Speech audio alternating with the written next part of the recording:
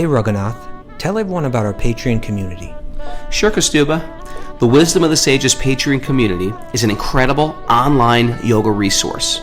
If you like the type of yoga wisdom and culture we share on the show, then our Patreon community is a great next step. This is a listener-supported podcast, and any level of sponsorship will unlock a wide range of live and archived classes, talks, and even workshops. Raghunath teaches, I teach, and we have a host of other excellent teachers on topics ranging from yoga philosophy, asana classes, storytelling, Ayurveda, kirtan, cooking, meditation, and a lot more. We even have an incredible online Bhakti 12-step recovery group. So if you want to check it out, go to patreon.com/wisdom of the sages. All right, let's get it on. Om Namo Bhagavate Vasudevaya. Om Namo Bhagavate Vasudevaya. Om Namo Bhagavate Vasudevaya.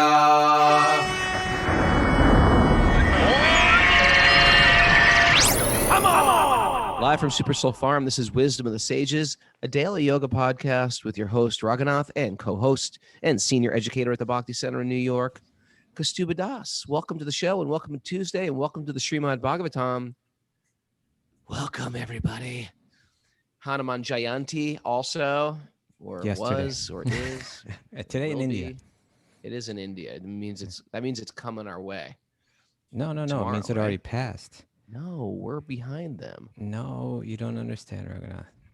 It's the way it works. It's because it's the full moon. It's at a certain time, and because we're over here, it was kind of yesterday. And Did I miss Hanuman Jayanti? It was like Rip Van Winkle, slept right through it. It's always Hanuman Jayanti for you, Raghunath. Right? There's two Hanuman Jayantis in the year. How by could the you way. not? I would embrace any religion that embraces a sacred monkey, sacred enlightened monkey mystic. Come on. Sure. Yeah, but there's two every year, so you got you can catch the next one. There's two every year. Yeah, because one is like his birthday, and one was like the victory over. Okay. All right. Over Robin or something like that. So there's two.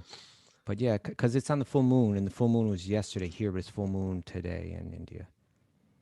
Yeah. I woke up from my jet lag in the middle of the night. The whole place was super bright out last night. It was a pink moon, they say. Did you go out and look at it? Oh, was it the blood moon? I don't know. They call it a blood moon. What's all that blood? You're going out on blood yesterday. It's called a pink moon. I don't know why. I mean, I guess it looks pink, but I don't know why. Super moon. Yeah, super moon. Oh, Prabhu. So, any other interesting news? Oh, tonight's Sweet Baby Krishna. If you're not a Patreon member, it's your day to join. It's a good excuse to join. You join up Wisdom of this. You go to patreon.com/wisdom of the sages, and you get to hang out with me for an hour, reading Krishna's pastimes, laughing, joking, being frivolous, doing push-ups, all different types of stuff. We do all different types of stuff in 1 hour. It's quite ecstatic. We eat fine foods. We have people bringing us hors d'oeuvres in here, and we laugh, we joke, we sip herbal tea. Join us. Right. That's all. That's what you get to do. You get all that when you become a Patreon member. So what are you waiting for? Patreon.com/wisdom of the sages. You're in. See you tonight at 7. Mara? Yes. No, you already said it all. But on a more sober note. Yeah. But we should mention that you and I just got word this morning about a regular listener to Wisdom of the Sages that I don't think you know personally, and I never met. But his name was Mukunchur Das, and he passed away yesterday. Right? I love him already because of that name. I know that's your favorite. You wanted to name your son. It's my favorite name. I wanted to name all my children Mukunchur. Mukunchur means the butter thief. You wanted to name all of your children Mukunchur? All my children. Very not all at once. Every time that a kid was born, the name was on the list, and it got cut off the list. Okay. I don't have the final say in the family. But Mukunchur Das, he was a Prabhupada disciple of Prabhupada. Everything I hear about him, everyone just said he was the sweetest person.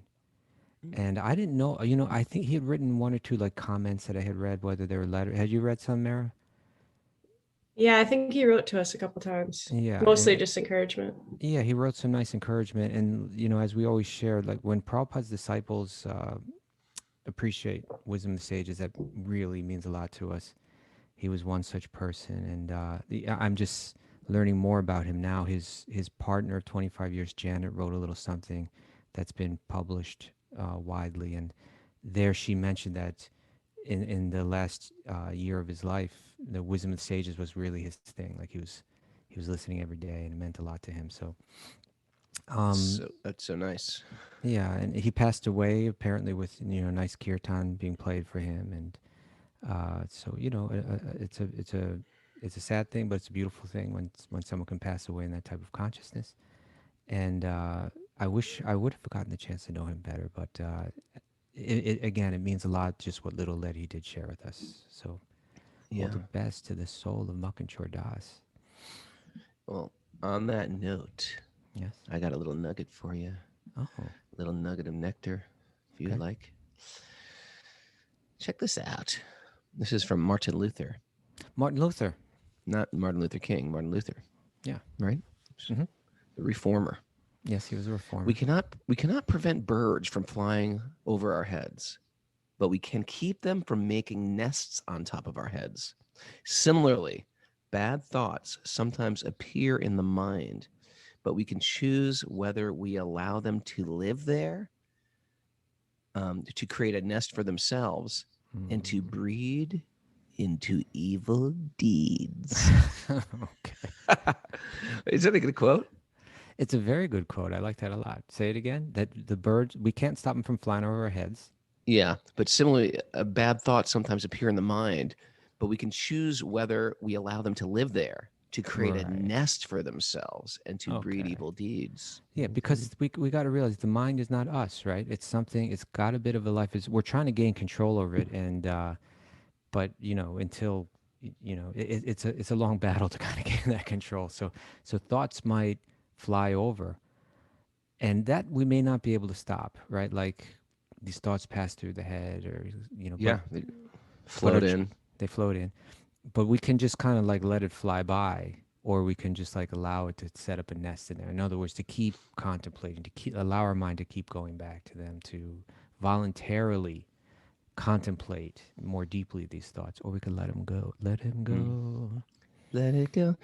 Here's another one. Yeah. Here's You're throwing another nugget out? I'm going to just hit you with nuggets today. Right. It is a sin, but I'm not using sin anymore. You know my new word for sin is? Misdeed. Debilitating.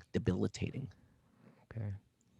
So it is a sin. It is debilitating to do bad things. But even to think about bad things. It is a sin not only to do bad things, but to even think about bad things. So it is debilitating. Oh, yeah.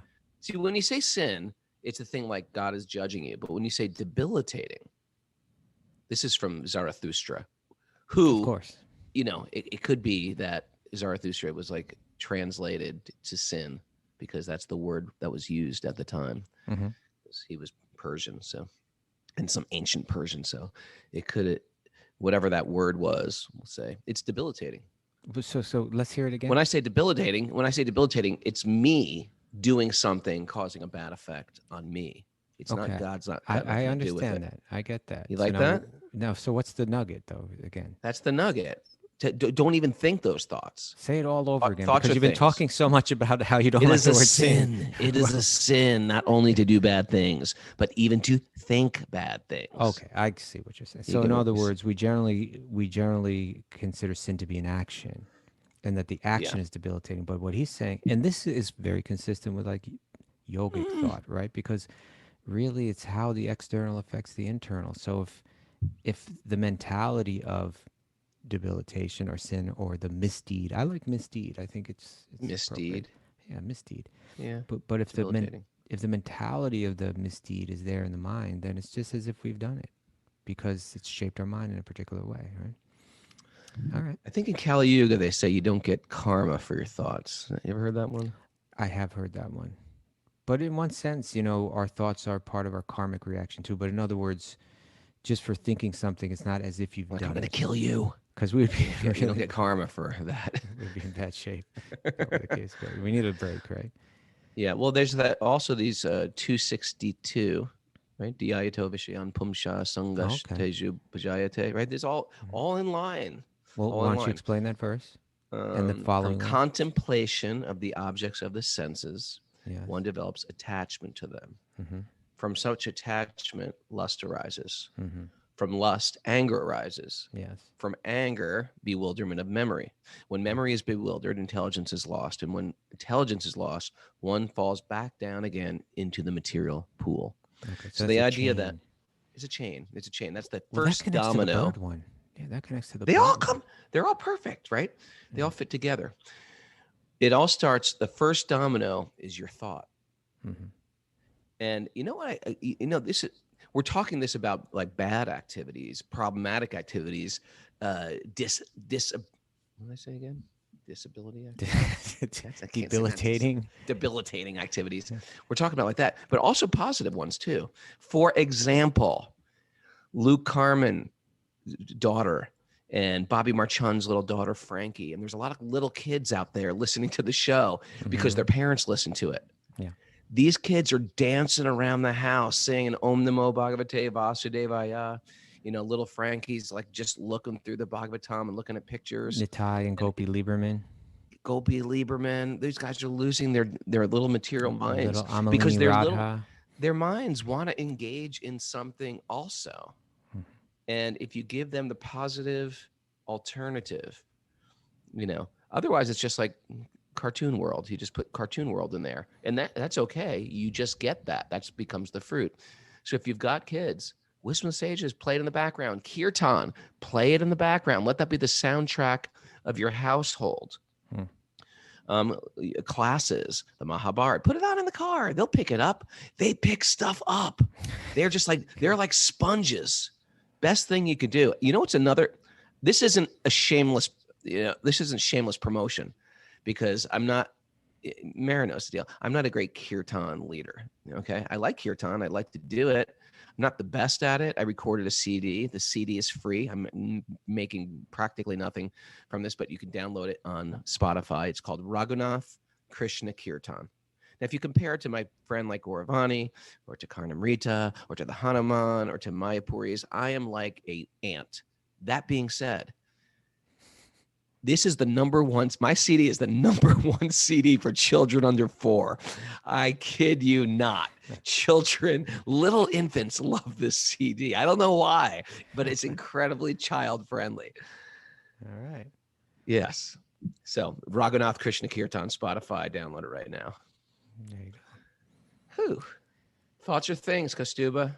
Those are things, but again, that those two verses, what is it, 262 and 263? It describes this chain of events that begins with allowing your mind to contemplate something, right? Instead of letting that bird just fly by, setting up a nest and inviting that bird to nest right there in your mind. Yeah, get a kirtan bird to land on your head. Let that thing lay its eggs in your thoughts. Okay. Shaleli G's on the message board. She says her kids love it too. It's weird. Kids love it. Adults are like, it's pretty good.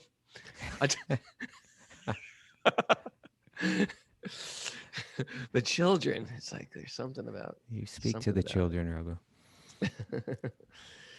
Oh, Krishna. So, my wife likes your kirtan a lot. I just want to share that with you. Well, she's kind. No, I mean, it's she's not like she's trying to be encouraging. kind. She doesn't. She never told you that, so it's not like she's trying to encourage you. Or maybe she has told you that, but no, I see her around the house. That's what she likes.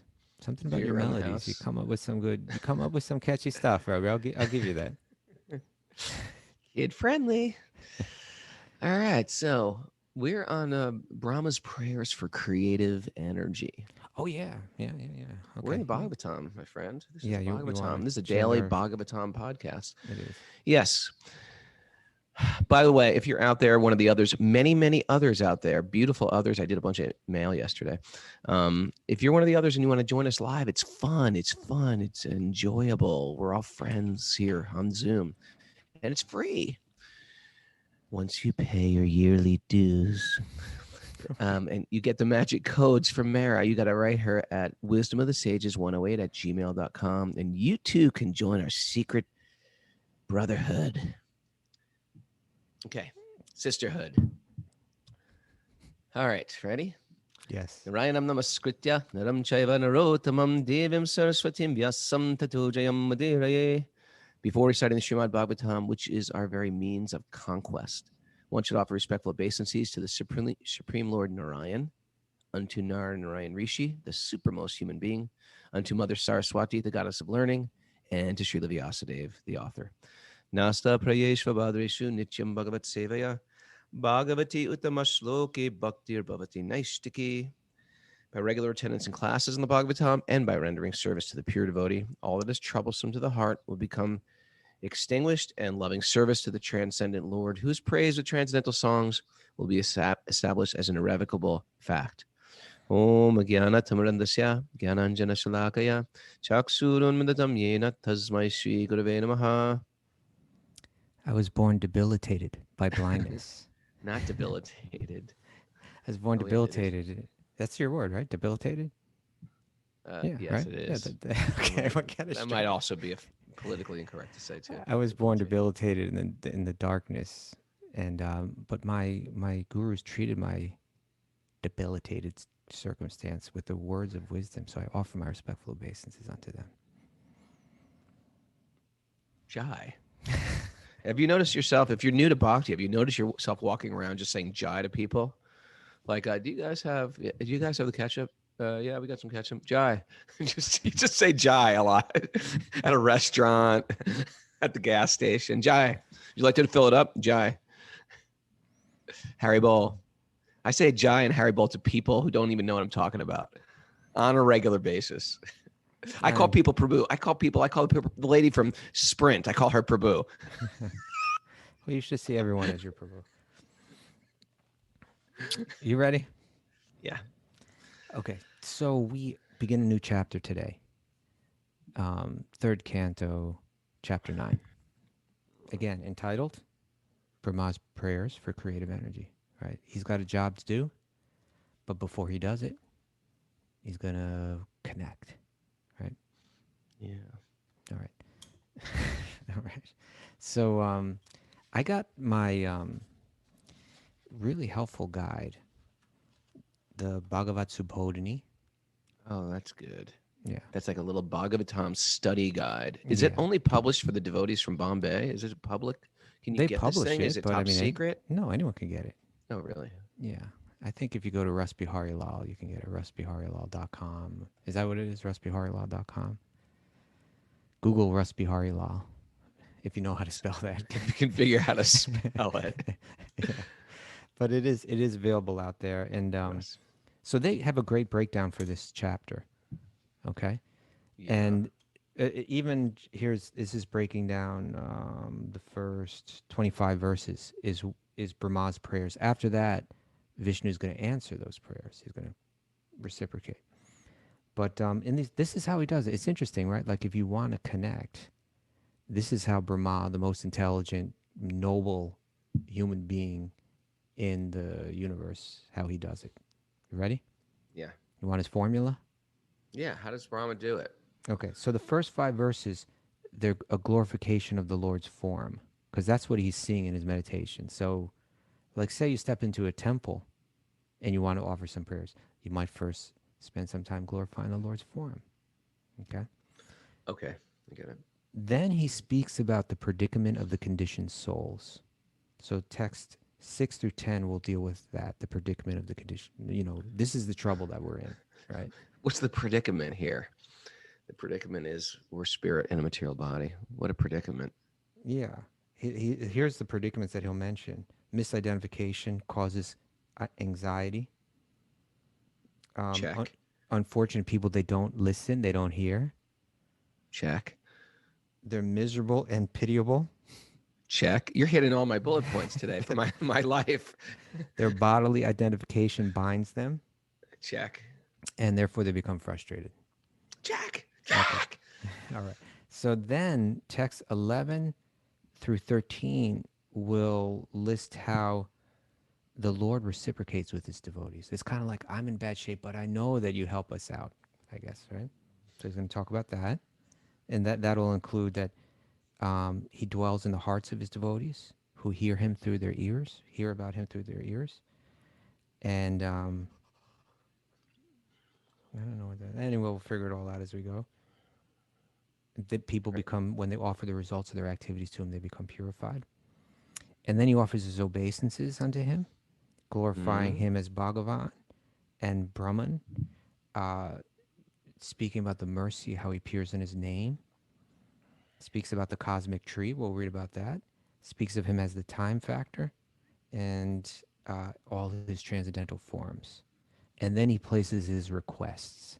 Then come the prayers, right? So he didn't just jump in there and say, I want this, I want that. Please give me this. Please give me that. Oh, God. Yeah. He spent some notice, time. Notice if you do that. Notice if you do that. Okay. If you're just like, go to the temple, go to the church, and just start praying for stuff. Please give me this. Please give me this. Please give me this. First, there's a whole elaborate ritual when you see the Lord. And it starts with this idea of appreciation. Yeah. Yeah. So it's kind of like if you have a relationship with someone, you don't just bang through the door and start asking for stuff. As soon as I got Kaustubha on the phone this morning, I was like, can I borrow $20? Please, can I borrow $20? I was like, come on, warm me up a little bit here. And then he places his request. And his requests, they're not selfish requests either. They're requests. For instance, he asks, empower me to create on your behalf, right? Protect me from false ego and save me from deviation. These are the kind of things that he's praying for. All right. So anyway, that's going to be text 1 through 25. But we're starting with the first 5 texts today. Let's read texts 1 through 5 that are going to be a glorification of the Lord's form. Text 1. Text 1.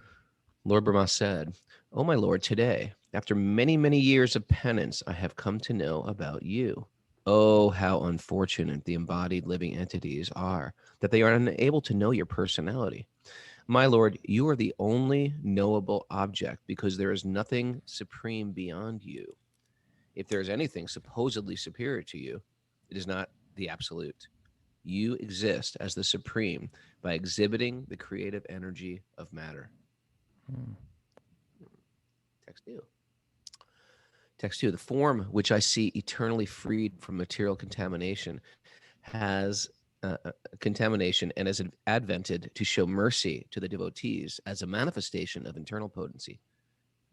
This incarnation is the origin of many other incarnations, and I am born from the lotus flower grown from your navel home. Text 3. Oh, my Lord, I do not see a form superior to your present form of eternal bliss and knowledge. In your impersonal Brahman effulgence in the spiritual sky, there is no occasional change and no deterioration of internal potency. I surrender unto you, because whereas I am proud of my material body and senses, your lordship is the cause of the cosmic manifestation, and yet you are untouched by matter. Text 4. This present form, or any transcendental form expanded by the personality of Godhead, Sri Krishna, is equally auspicious for all the universes. Since you have manifested this eternal personal form upon whom your devotees meditate, I therefore offer my respectful obeisances unto you. Those who are destined to be dispatched to the path of hell neglect your personal form because of speculating on material topics. Hell, it's a place. It's real. Hell is real, but it's different than we know it. Hell is a place where you do time, learn lessons, and then take birth again. Some of us are living in hell right now, hell on earth, right? And some of us it's coming around the bend. We just can't see it. It's like something's hiding, creeping behind the corner. And some of us are in heaven. So this is another predicament of the spirit soul. We're bouncing around, getting reactions according to our activities. So the yogis say hell is real, but it's just not an eternal fire and brimstone given to us by a sadistic, evil man who's got us in a headlock trying to tell us you better start loving me. It's a place where we do time for our behavior and to learn some lessons. You ever do time, Kaustubha? I've done a little bit of time. Did a little bit of time. All right. A couple overnights. Kaustubha did time. That's what a takeaway. Mara's like, what? Who are these people I'm hanging out with? We're the bad boys of Bhakti. All right. Text number five. five. Oh, my Lord, persons who smell, this is nice, person who smelled the aroma of your lotus feet carried by the air of Vedic sound through the holes of the ears. Wait a second. Oh, my Lord, persons who smell the aroma Kind of of a your mixed lotus metaphor. feet. Kind of a mixed It's a mixed metaphor, yeah. yeah. Carried by the air of Vedic sound through the holes of their ears, accept your devotional service. For them, you are never separated from the lotus of their hearts. Okay. All right. Shall we go Stop there? look at this a little bit? Yeah. Yeah, let's stop there. So these are 5 verses. You can see, because this is what happened, right? Brahma woke up on that lotus, no idea what's going on.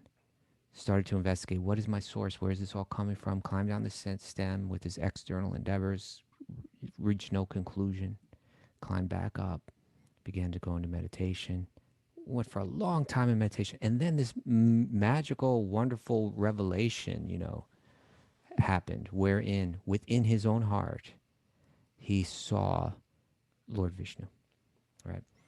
And we heard about his smile. He was, yesterday we spoke a bit about how the second half of the last chapter just glorified that form, described that form in detail, including his beautiful smile, right, which dries up the ocean of tears that we've cried for so many lifetimes. So now he's seeing that form, so naturally he's impelled, spontaneously to glorify that form, right? The form of Vishnu. But this form is not like ordinary form. He mentions things here in these verses. Just, when we think of form, we think material. True? Oh, I definitely do. We think limited. True? I mean, I definitely do. Spiritual. I see someone walking down the street, I was like, you have a material form and it's limited. Yeah. That's the first thing that comes to mind. Well, here it comes with that limited body again. Well, all of our bodies are limited, right? Like, that's the idea. We're caught up with counterfeit form. Right. So, therefore, one might, postulate that form, right? I thought you might like that. That form is necessarily material, and therefore, why would a yogi meditate on form? Well, we've also been hurt. We've been hurt. Our hearts have been broken by other forms, people, women with forms, men with forms. Oh, okay. I mean, and that's there. And therefore, we're a little repulsed. Like, I want my God to be formless, no form, no gender. Okay, but just a feeling inside. And that would be an emotional reaction. But let's say even just rationally, right? Even just say I got no emotional hang-ups. Yeah. But just rationally, I'm thinking, well, any form that I see, I can see its limitation. But like by definition, like form means there's like an outline, right? And an outline means there's somewhere where the form begins and somewhere where the form ends. Yep. And so if spiritual means unlimited and form means limited, then form must be material by definition. And therefore a yogi, you see, because this is what we do, right? This is what yogis do. All of this stuff about settling the mind and finding peace and all that, that's just a means to an end, right? It's not like a peace of mind is the goal of yoga, but peace of mind is the state in which one can practice yoga, right? Sure. I want to settle my mind so that I can, without distraction, fully focus my mind on something spiritual. And by focusing my mind on something spiritual, it becomes it transforms, right? Just like you take, Prabhupada would always say, you take a piece of iron and you stick it in fire. It takes on the iron rod will take on the nature of the fire.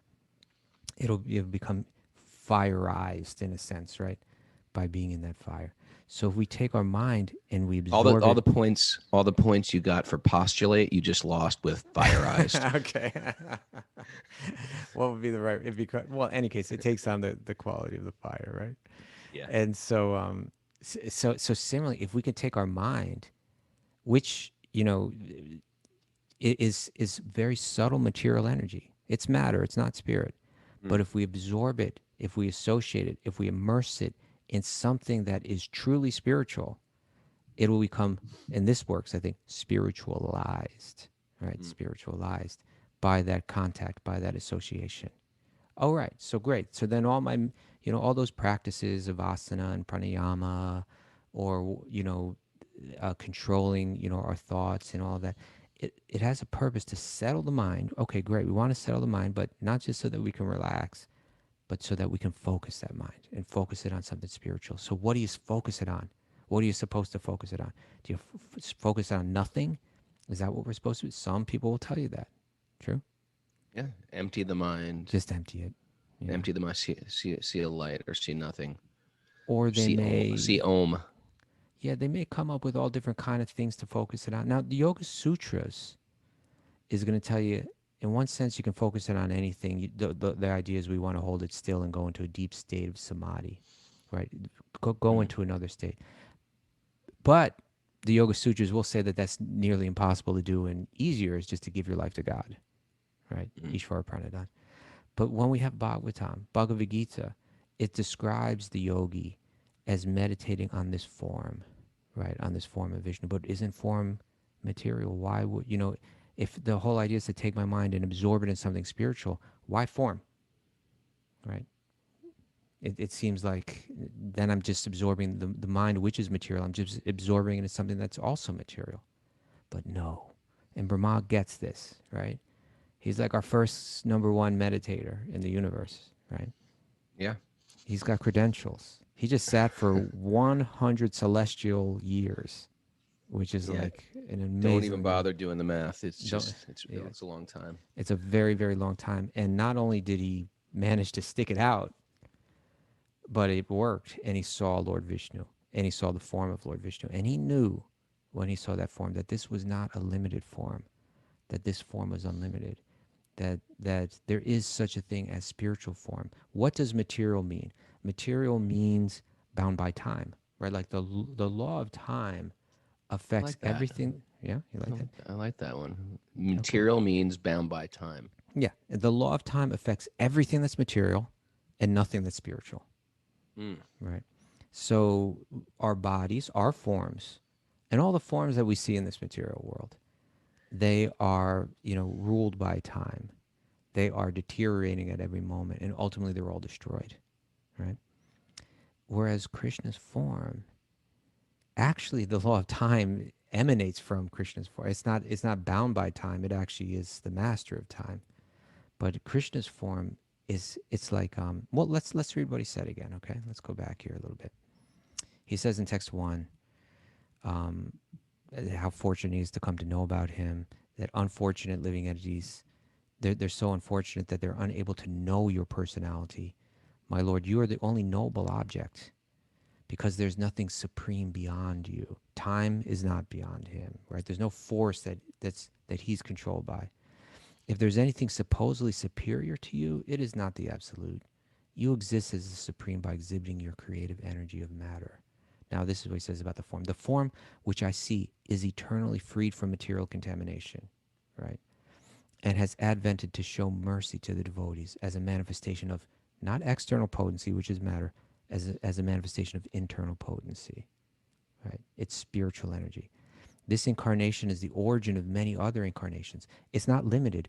Unlimited other forms emanate from it, right? And I am born from the lotus flower grown from your navel home.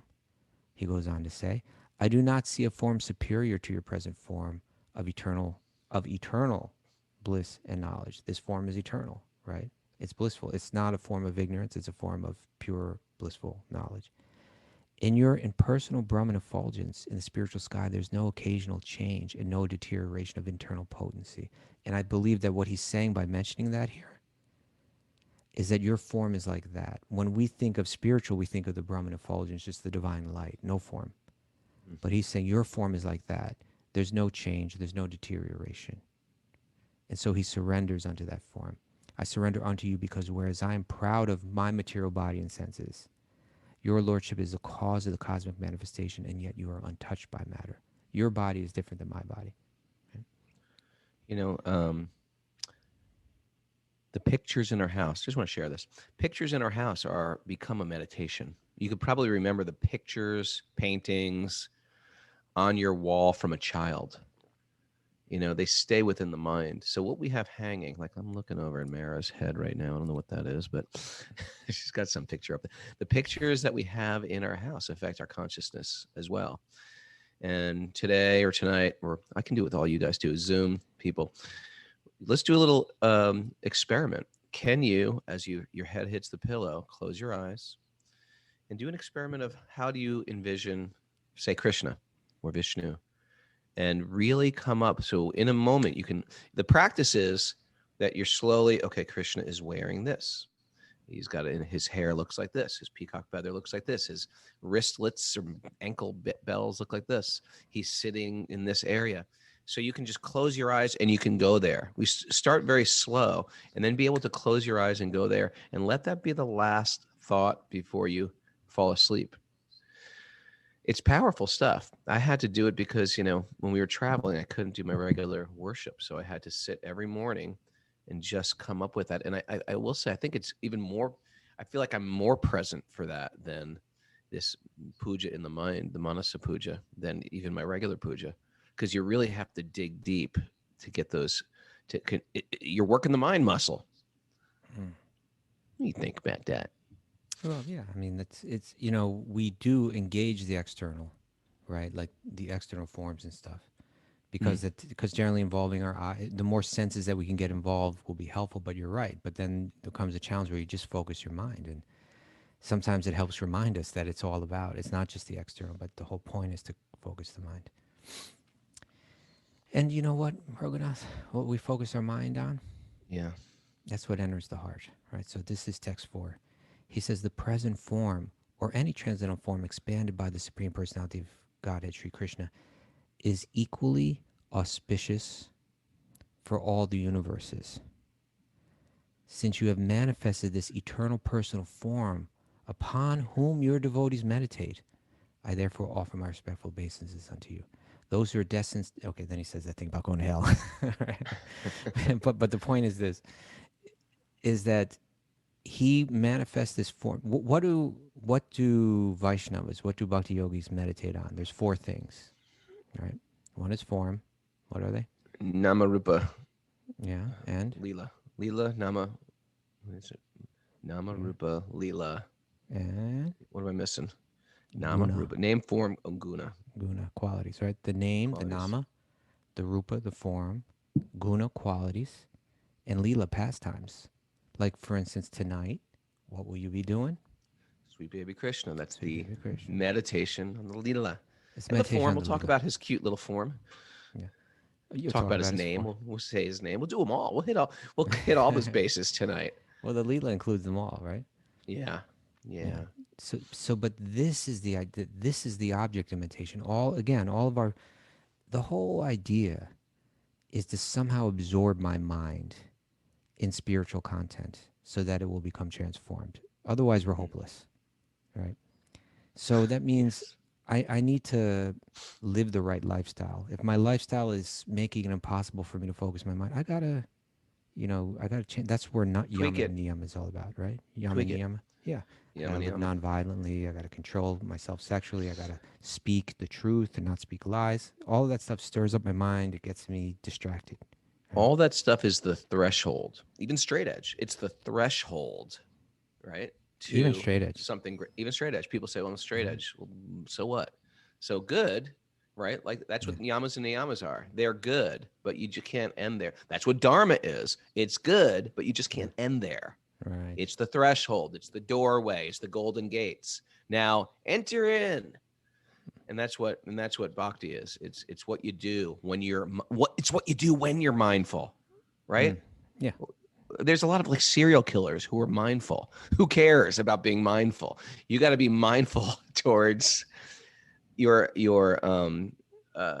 God consciousness. That's what being mindful. What do you mean by mindful?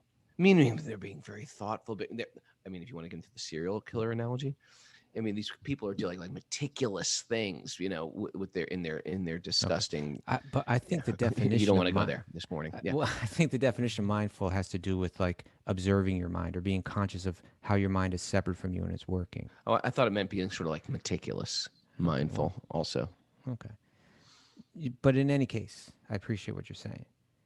Yeah, there's a purpose behind all those things. They're supposed to bring us somewhere.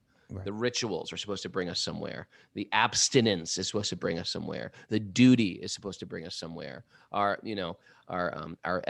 ethics. It doesn't end with being ethical, or else we just become like Ned Flanders of of the world.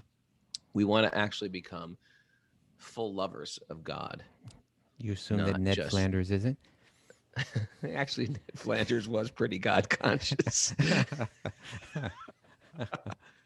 That was the first show I watched out of the ashram, by the way, The Simpsons. Okay. What was yours? What was yours? I have no idea. Probably Seinfeld. I had a lot of catching up we to missed, do. we missed Seinfeld and Simpsons.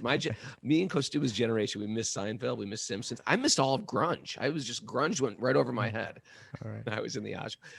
I missed the first Bush administration. It was just like everything was just like zooming by when you're in that ashram, like time stands still. All right.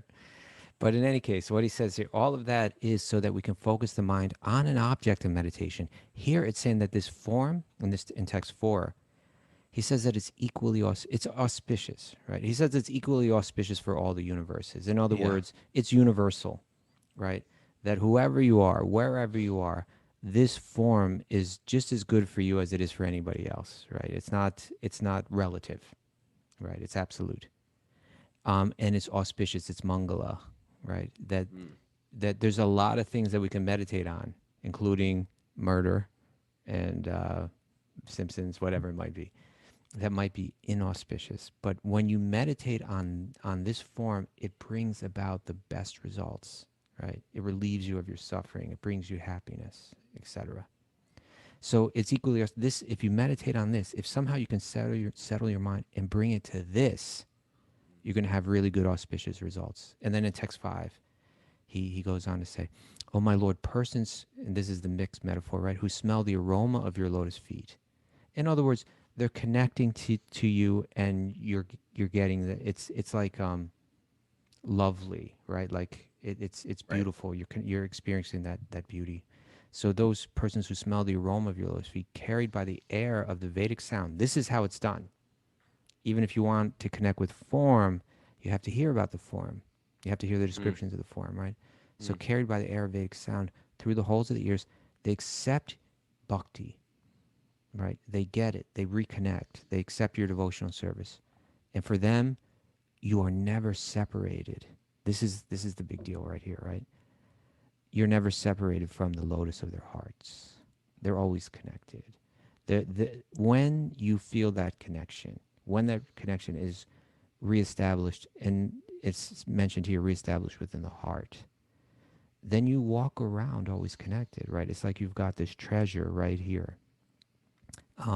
That is, through that connection, you no longer experience anxiety the way other people experience anxiety. You no longer experience depression the way others experience depression. You've got that connection. Everything's become meaningful. And really, this is the reestablishing of our true nature. It comes to that meditation. Right? What forms?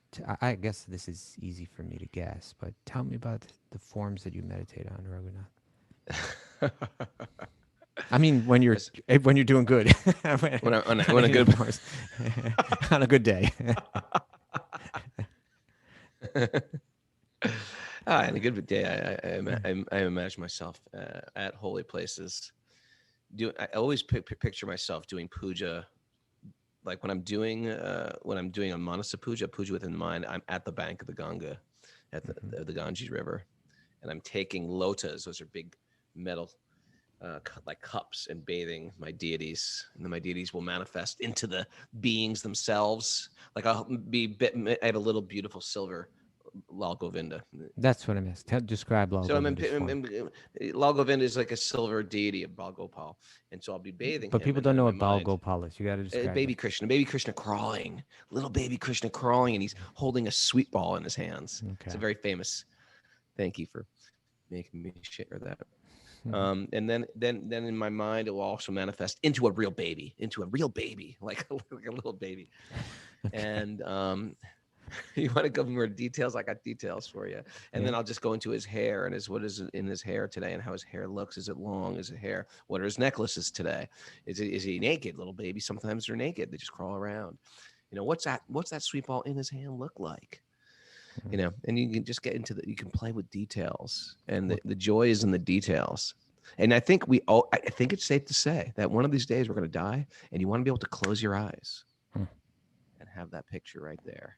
That's the point. What do you know what I mean? I always think of death like that. I always imagine how I'm going to die, and I think I want to be able to be like, I want to go right there. So that's the point. Like, so okay, take me. I'm ready.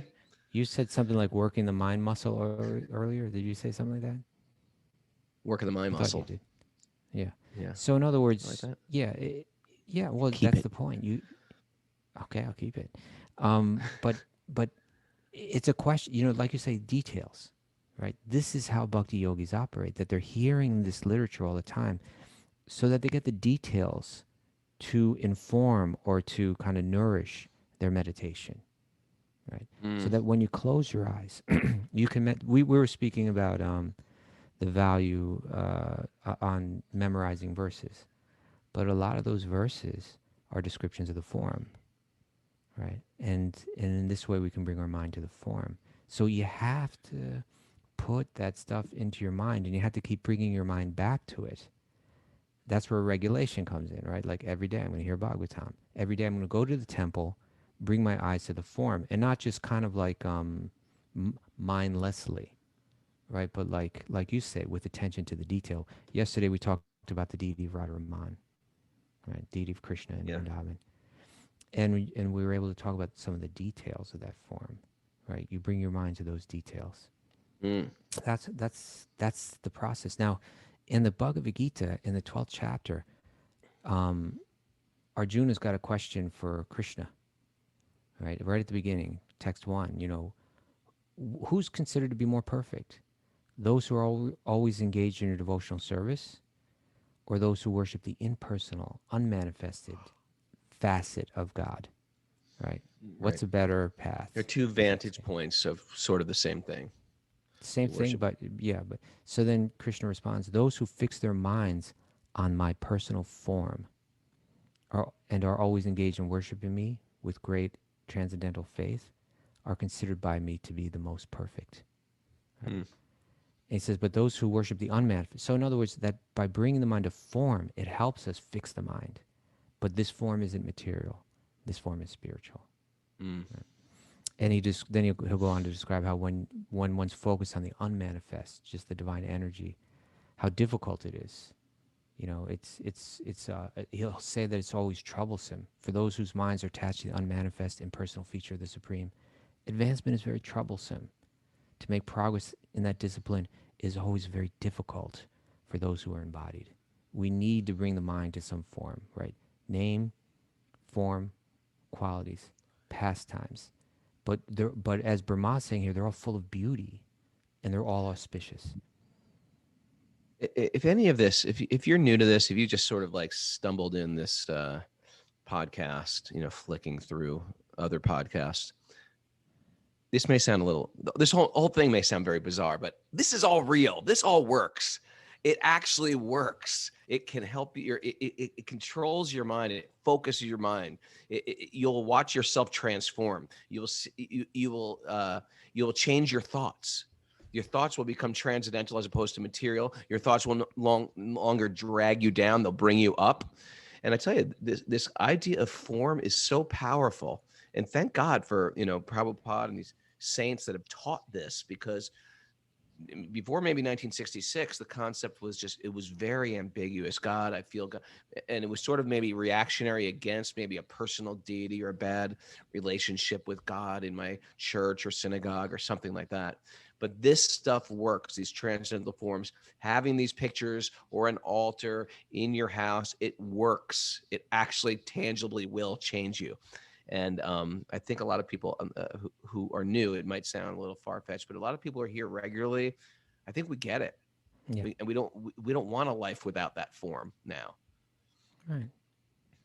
Shall we read a little bit? In the commentary to text 3, Prabhupada quotes the verse that you recommended to Papa Tony the other day.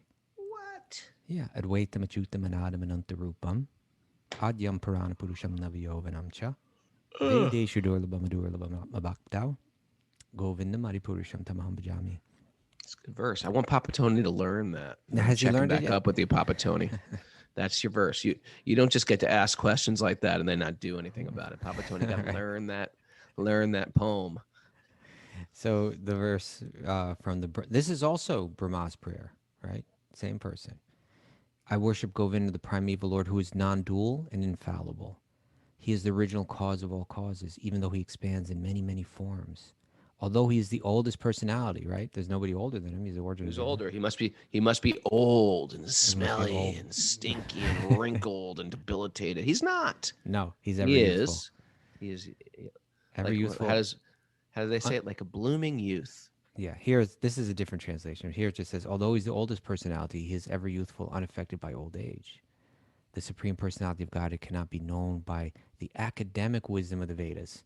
One has to approach the devotee of the Lord to understand him. And then Prabhupada goes on, he says, the only way to understand the Lord as he is by devotional service to the Lord, or by approaching the devotee of the Lord who always has the Lord in their heart. That's just where we're trying to get, right? In other words, let my affection, that deep affection that I possess, let it be focused on this all auspicious, content, this all auspicious being, this all auspicious person. Carry that with me at every moment. Recognize that same all auspicious being within the heart of every living being. Let me recognize that all this energy is all manifesting from that being. And that changes everything, right? Carry that in your heart. He goes on. By devotional perfection, one can understand that the impersonal Brahma-jyoti, the impersonal feature of God, is only a partial representation of the Supreme. And that the three Purusha expansions in the material creation, which we're hearing about now, how Vishnu expands as the soul of the material world, how he expands as the soul of the universe, and then how he expands as the soul, as the Paramatma within every living being. He says those three Purusha expansions of the material creation are his plenary portions. In the spiritual sky of the Brahma-jyoti, there's no change of the various kalpas or millenniums. There's no time there. And there are no creative activities in the Vaikuntha worlds. In the spiritual realm, there's no creation, and there's no destruction. The influence of time is conspicuous by its absence. The rays of the transcendental body of the Lord, the unlimited Brahma-jyoti, are undeterred by the influence of material energy. In the material world also, the initial creator is the Lord himself. He brings about the creation of Brahma, who becomes the subsequent creator, empowered by the Lord. So that's what we'll be reading about, his prayers for empowerment. But it all begins with his bringing his mind as a yogi to meditate and appreciate that transcendental form. Mara, what do we got for takeaways today? Takeaways. Don't let bad thoughts nest in your mind. Good one. Good. Nesting. What we focus our mind on is what enters our heart. Immerse the mind in spiritual content. Yeah, none of these are great t-shirts yet, but I like them.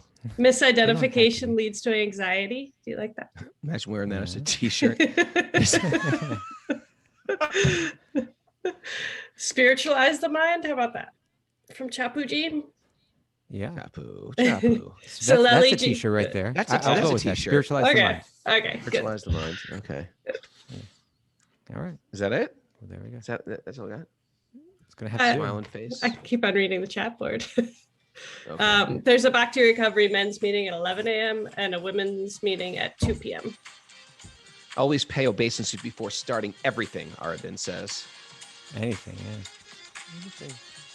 There's a formula. Yeah, spiritualize the mind. Thank you, everybody, for joining us here on Wisdom of the Sages, the way to start your morning. And I hope I see you tonight, Patreon members, on Sweet Baby Krishna.